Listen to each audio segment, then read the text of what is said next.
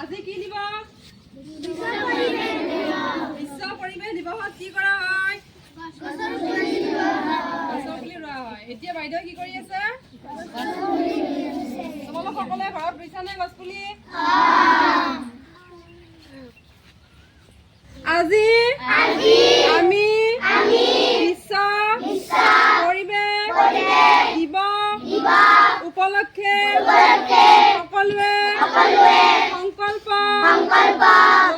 লওঁ যে আমি পৰিৱেশ সংৰক্ষণৰ বাবে সদায় সচেতন হৈ থাকিম।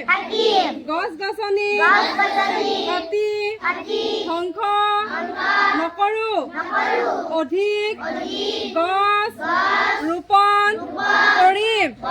প্লাষ্টিক ব্যৱহাৰ নকৰোঁ। আমাৰ পৃথিৱীখনক সদায় সেউজীয়া, পৰিষ্কাৰ আৰু সুন্দৰ কৰি ৰাখিবলৈ নিজৰ দায়িত্ব পালন কৰিম।